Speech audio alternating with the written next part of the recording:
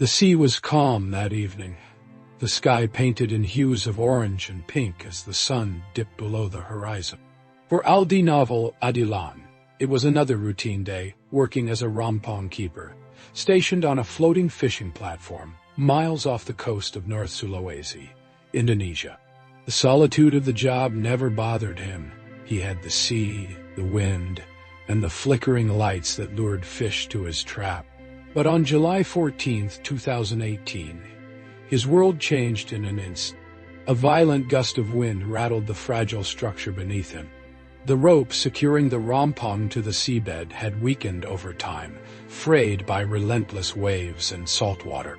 Without warning, it snapped. A sudden jolt sent Aldi sprawling onto the wooden planks, his heart pounding as he realized what was happening. The ocean, vast and indifferent, had claimed him. His raft was no longer tethered. It was adrift at the mercy of the currents. He scrambled to the edge, scanning the horizon for any sign of land. Nothing but endless water stretched in every direction. Panic clawed at his chest, but he forced himself to think. He had supplies, some rice, a small stove, gas canisters, a Bible. He needed to make them last. The first few days passed in a haze of disbelief and desperation. He rationed his food carefully, boiling fish when he could catch them. But soon, the gas ran out. Without hesitation, he tore wooden planks from the raft itself, fashioning a crude fire to cook his meager meals. The heat from the flames was a comfort in the lonely nights, a flickering reminder that he was still alive. As the days stretched into weeks, the sun bore down relentlessly, baking his skin and sapping his strength. Drinking water became the most pressing concern. At first, he limited himself to 3 sips a day. But when that supply ran dry, desperation drove him to experiment. He soaked his clothes in seawater, squeezing out every drop of moisture.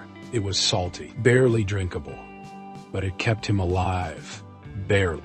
The ocean was both his captor and his provider. Sharks circled the raft at times, their fins slicing through the water ominously. He would sit still, barely breathing, praying they would leave. One day, a massive, unidentified fish swam beside his raft, its dark shape looming just below the surface. He had never felt so small, so insignificant. Isolation weighed on him like a physical burden. The silence was oppressive, broken only by the occasional cries of seabirds or the splash of a fish breaking the surface. To keep his mind from unraveling, he set a strict routine, fishing in the morning, reading his Bible in the afternoon, cooking at dusk.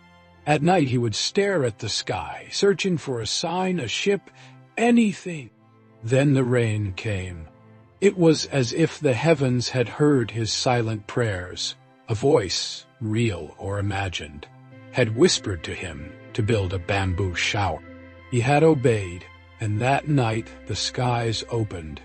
He tilted his makeshift collection system toward the downpour, watching in awe as precious, life-giving water pooled before him. He drank deeply, letting the cool liquid soothe his parched throat. For the first time in weeks, he felt hope. His ordeal stretched on, the raft drifting far from Indonesian waters. He had no way of knowing how much time had passed. Hunger gnawed at him, but he had learned to survive on fish, raw, sun-dried, whatever he could manage. He spoke aloud sometimes just to hear a voice, even if it was only his own. Then, on August 31st, 2018, 49 days after he had been set adrift, a dark shape appeared on the horizon. A ship, a real, tangible ship. He scrambled for his handheld transceiver, heart racing. He had tried before, calling out for help to passing vessels, only to be ignored. But this time, he could not fail. "Help! Help!" he cried, his voice hoarse from weeks of silence. For a moment, nothing. Then a response. The MV Arpeggio, a Panamanian-flagged cargo ship, had heard him. Minutes later, hands reached down, pulling him aboard. He collapsed, weak, emaciated, but alive. The crew tended to him, giving him food, water, warmth. Someone contacted the Indonesian consulate in Osaka. The nightmare was over. A week later, Aldi was on a flight home. He arrived in Manado on September 8, 2018. His family waiting at the airport with tear-streaked faces. They had believed him lost, swallowed by the sea. Now, against all odds, he was back. His survival became a global sensation, a testament to human resilience. Authorities took notice, implementing stricter safety measures for Rompong workers. Stronger moorings, GPS trackers, emergency kits. Aldi, once a nameless fisherman, had become a symbol of endurance. He still dreams of the sea, of the endless horizon, of the quiet terror of being alone in the vast blue. But he also remembers the rain, the ship, the hands that pulled him to safety, and above all, he remembers the unyielding will to live.